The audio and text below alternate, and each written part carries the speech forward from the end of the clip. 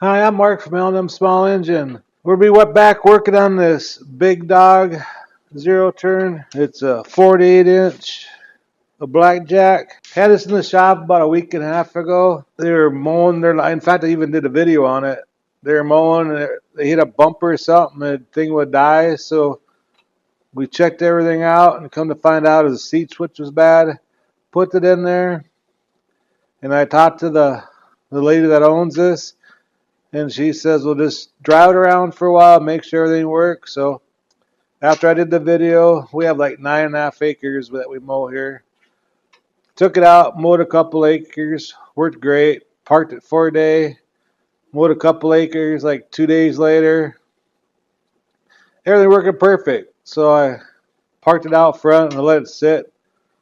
Well, it's been 5-6 days since then. I'm like, well, I'll try it one more time before I take it back because they live like 16 miles away. Turn the key on, nothing. And here it's blowing the fuses now. And I told the customer, and it was like 2 or 3 years after they bought it new, they had the same problem, and they unhooked the LED lights in the front, and it worked fine for years. Well, the lights ain't hooked up, so we're just going to go through the wiring and see what's shorting out or what's bad. So hope you enjoy the video. It might be a long one. Okay. I bought a bunch of fuses. I know I'm going to go through a bunch of fuses. But my plan is, like, I'm going to unhook the wires going to the motor, try it with the fuse, and I'm going to take this panel off over here. Get this, something must have got hot. One of the positive wires must have got hot or something and melted through and either on the frame or onto another wire or something. But yeah, good thing it happened now instead of me taking it back there and it happening to it again. But I bought plenty of fuses. Get the old tester out and everything. See, this fuse over here just popped. Just turn the key on this fuse over here. Inline fuse over here that runs this, goes through all the handles and everything to the solenoid. And they got this doggone mesh over all the wires. It's a tight mesh. And the inside of that, you don't know if a wire got hot. So I'm going to cut that mesh off. Cut all the mesh off, and I'll come back and we'll start checking the wires. But yeah, just that quick, burn the fuse out just by turning the key on. So we got something going on here. Okay, I ended up taking the whole wiring harness out. I took all the protective coating, that wrap that had all this wrap on there. I took all this wrap off. There's a few spots where the wires got hot.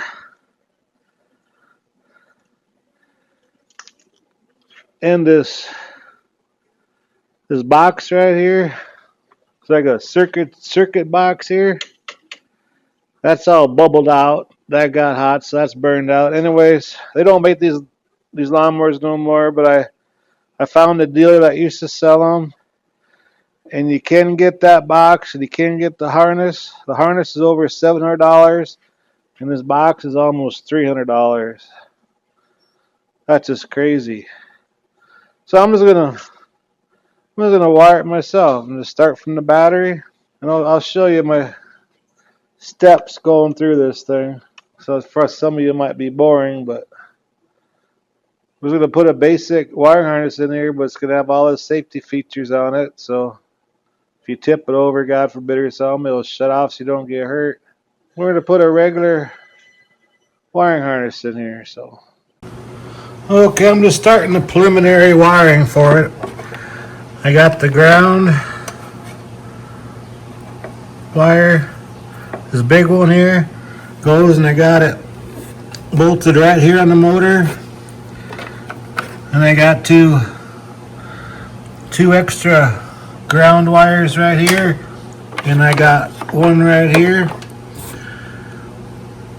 Because just grounding the motor, you might not have good ground mover at the key switch or something, because these frames are powder coated and stuff. So you need to have like one of these here on the ground to where the solenoid is bolted down. That's a good ground there. Then I got a little wire here that comes from the positive of the battery here, and I got a fuse in here. This is going to go to the key switch. One of them are. Then I got the wire on the other part of the solenoid. This goes to the starter right down there. Then the plug-in from the motor, this one is purple wire. That's your charging wire. That's going to go to the battery. You don't hook this up to the battery until we're done, because you don't want no sparks or nothing. But that's just preliminary. Then this wire here, that will shut it off. That's what goes to the coils. This wire here, that's where that fuel shut off solenoid on the bottom of the carburetor. Hook this one up to the seat. So when you get off the seat, it'll just die. Then on our control arms, that little gray box right there, and there's one over on that side there. I'm gonna hook that in to the wires to the key switch. I'll show you that when I start working on the key switch. But it has to be a complete circuit. The power is gonna go through that. This one right here, I'm gonna go through that. It's gonna go through the other side over there. So these control arms have to be out to make a complete circuit to turn the key on and have power go to the solenoid. So if one of these is up, you turn the key on, nothing's gonna happen. You have to have both of these out. You know, I don't understand a lot of these lawnmower companies. They put all these bells and whistles on these lawnmowers, and when something breaks, it's gonna just cost you so much money.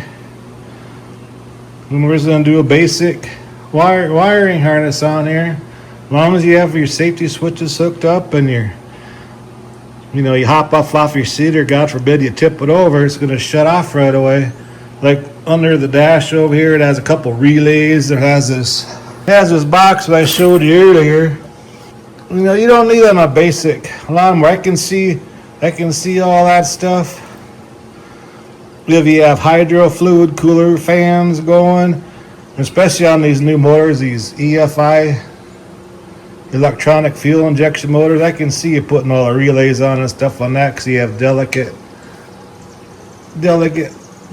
wiring and all that stuff. But on a basic lawnmower, you don't need all that crap. So when I get over to the key switch over here, I'll show you how to do that. But right now I'm just doing the basic wiring. When I get more stuff hooked up, I'll show you. I'm not going to show you how I'm doing it, because it takes long and you'll get bored on watching it. So as I get some more done, I'll tape some more. Okay, I want to show you something on these key switches here. Each spade has a letter on it. Like this one here, it's G, that's for your ground. That back one, that's a L for your lights. That's where hook up PTO switch up to. Then this one in the center on this side has a B on it, that's your battery. Then one right next to it right here that has an M on it, that's to kill the motor. And this top one here has an S on it, that's for your solenoid. So when we plug this here in, each one of them wires is going to go to a certain thing. Like that top one there, that's your solenoid, is going to run through these arms. So it has a complete circuit for it to start. Like I said earlier, if the arms are in, it's not going to start. Then on the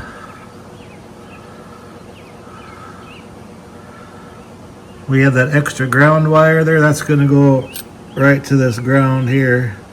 And I ground it out to the solenoid where the solenoid bolts down the frame. You cannot have too many grounds. The more grounds you have, I think the better off you are. Because you have to have good clean positive and you have to have good clean negative to make a complete circuit. Then to run this motor for the front lift, we have our switch here. We're just going to run a wire, that extra wire on the battery, hook that up to the motor and the switch to the front of this deck lifts up so it's easier to clean and stuff like that. So we're just gonna make this thing really simple. I just wanted to show you, like if your key switch goes out on a regular riding lawnmower, zero turn lawnmower, you got to get a switch that's made for your machine, because these spades could be different. Like this top one could be the battery, it could be the ground, you know. The kill motor could be where the battery is on this one here. If you just buy a key switch and plug it into your old system, you could burn out a lot of stuff. You could actually burn out your alternator under the flywheel. So if you have a bad key switch, you have to get one specifically made for your lawnmower. Just wanted to tell you that. You just can't go buy a key switch and expect it to fit everything. Then if you have an old lawnmower, you just get a key switch, you follow them letters on the spade, and you can unplug these out of here and put them in the right spot. It just takes a little time, you know, just pull them all out. And that's if you have an older lawnmower where you can't get a switch for it anymore. I've done that a few times too. But just want to let you know on that, because if you put the wrong switch in, you can burn out a lot of electrical stuff. So I'm going to keep on plugging away on this, and I'll tape the progress I've had and show you what I did and everything. So, alright, got it all done. Just followed all them letters on the key switch and went all through everything. So like if I have these in and turn the key, nothing. Have one out, nothing. Have that one out, nothing. Have them both out, just like that.